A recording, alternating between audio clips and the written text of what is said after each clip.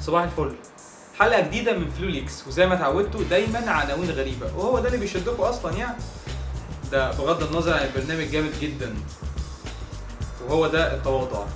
حلقة برنامجنا النهاردة اسمها هزها تجيب رزقها. طبعا الناس ضحكت جدا وناس فهمتها غلط، فاصبروا بس اتقالوا شوية هتفهموا الموضوع بيتكلم عن ايه. كلنا فضلنا سهرانين او مش سهرانين، يعني قاعدين بنتفرج على التلفزيون، بس احنا في ناس ياما سهرونا قالوا لنا في اكتشافات في الهرم وبتاع، وفي الاخر حصل حاجات مش ولا بد. المهم دلوقتي شفنا موضوع فيليكس وهو بينط من فوق كوكب الارض، مش عارف ب 36 كيلو ولا بكام، يعني حاجه كبيره جدا. الغريب بقى ان لقيت في الشعوب العربيه، مش في الشعب المصري بس، في الشعوب العربيه حاجه غريبه قوي. نرجع ورا شويه نشوف عباس بن فرناس لما ركب جناحين وقال هيطير، يعني الراجل وقع مات، بس ده كان نتيجه اختراع يعني. عندنا في الشعوب العربيه ركزوا في ناحيه غريبه جدا، وهي انه هل هو لما وقع ده كده ميت كافر يعني انتحر، ولا هو كان في سبيل العلم فميت موتة عاديه، ولا هو ميت شهيد؟ دي كانت كل قضيتنا. في نفس الوقت الاخوان رايت عملوا الطياره، وطبعا كان اختراع كلنا دلوقتي شايفين هو وصل لايه. تاني حاجه الاستنساخ، الناس استنسخوا النعجه دولي، لعبوا في الجينات جدا، قد ايه العلم اتطور فيها. هنا عندنا قال لك لا حرام، يعني هو بغض النظر عن حرام او لا، بس ازاي الناس دي قدرت تتحكم في الحاجات دي؟ هو ده العلم في حد ذاته. بلاش دي حرام. موضوع الاعضاء البشريه، بره لما حد بيتوفى بيستخدموا اعضائه دي عشان حد تاني ينعم بحياته بيه. طبعا عندنا الموضوع حرام. ليه هو حرام؟ يعني هو في الاخر حرام، مع ان ممكن واحد يبقى محتاج كليه، محتاج قلب، محتاج عين.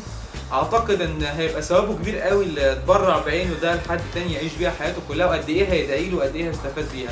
فليه ما نفكرش في الموضوع شويه ونشوف فعلا هل هو حرام ولا حلال؟ بس نبتدي بقى نشغل دماغنا زي بره. نروح لحاجه ثانيه، البرادعي. قد ايه الراجل ده خطير والعالم كله بيكرمه، وشخصيه ما حصلتش في العالم كلها. احنا عندنا هنا ملوش لازمه. ليه؟ اصله بس انجلينا جولي من بقها. ده كلام؟ ده كلام يا جماعه؟ حاجه في منتهى السفاله يعني. ما ياكلش معانا الراجل ده، ما ياكلش.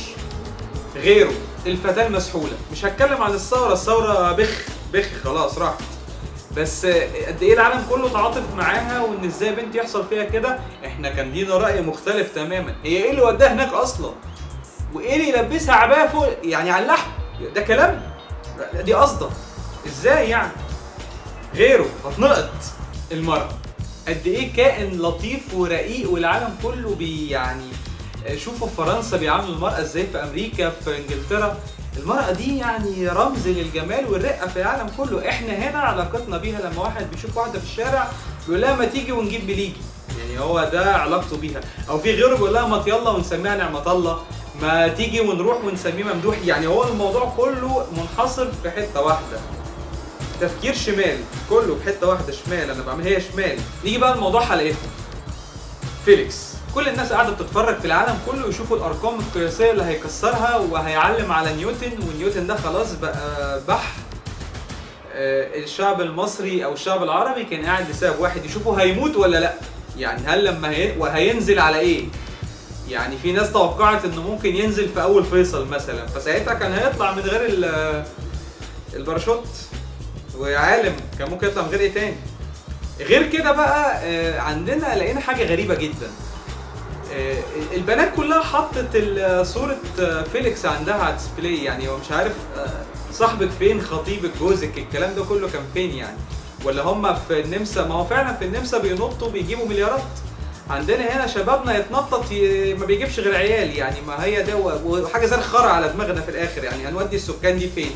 فالنط بتاع المليارات أحسن يعني. يا ريت شبابنا يوظف طاقاته في حاجة تفيد البلد. المفاجأة بقى، مفاجأة خطيرة ما كانش حد يتوقعها. في ناس اكتشفت ان خير اللهم اجعله خير فيليكس وهو فوق في الكبسولة. هو اتأخر شوية لو انتوا تلاحظوا، فعلا هو اتأخر في النطة. ليه بقى؟ بيقولوا ان هو سمع الأذان فوق فأسلم، أشهر إسلام وهو فوق في الكبسولة. فطبعا لما أسلم اتردد بس شوية قبل ما ينط، ولما نط بقى قال لهم ان هو، حتى انتوا تلاحظوا هو لما نزل على ركبه، هو ما كانش خايف ولا حاجه ولا كان مزنوق، ده بيقولوا كان عايز بقى يسجد زي ابو تريكه وكده. وهم بقى بره مكتمين على الموضوع. اذان ايه يا ابن المرة اللي سمعوا فوق الساعه 9 بالليل؟ اذان ايه اللي سمعوا فوق يعني خلاص هو ده هو كده اسلم. يا ريت نبطل فاتي، بطلوا فاتي الله يخرب بيوتكم. من هنا بقى جه موضوع حلقتنا. فيليكس لو بيوجه كلمه للشباب المصري هيقول له هزها تجيب رزقها. هي ايه؟ رجله، يهز رجله ويحرك نفسه ويفكر بدماغه ويعمل حاجه. يعني الراجل ده طلع نط مش عشان هو عندنا في مصر يقول لك ده اللهم صل على النبي بقى مليونير. مليونير ايه يا جدعان؟ الراجل ده طالع مش عشان كده، الراجل ده بقى له كام سنه بينط من كام برج، يعني هو عملهم كويس يعني، ما كانش واقف على دي. بس الراجل ده عايز يعمل حاجه علميه، فيا ريت نهزها شويه كده ونجرب نعمل حاجات جديده. اعتقد ان الموضوع هيفرق معانا وهيفرق مع مصر. يا ريت نعمل حاجه تفيد مصر شويه. انما احنا بقى طبعا ازاي يعني جاي لنا اسئله كتير قوي. يعني احنا فراعنه صحيح، احنا فراعنه. وفي واحد اهو بيقول لي احنا بنينا الاهرامات وبنينا المسلات وبنيت ايه تاني؟ والمتحف. متحف ايه يا ابني؟ ده احنا اللي بانيين. يعني هو قصده ان في اثار محطوطه فيه. طبعا احنا عندنا خميره تقيله مكتمين عليها تكفينا 7000 سنه قدام. فعيب يعني ان احنا نشتغل ونهز رجلينا ونفكر بدماغنا. احنا فراعنه يا اخوانا، والقرعه بتتعايق بشعر بنت اختها زي ما بيقولوا. يا ريت بقى ننسى موضوع الفراعنه ده ونعمل حاجه جديده. اخر حاجه بقى بالنسبه لنيوتن، ضيع سنين حياتنا وغير مسار طريق طلبه من كليات لكليات تانية بسبب القانون بتاعه الزفت ده اللي ما كناش عارفين نحفظه.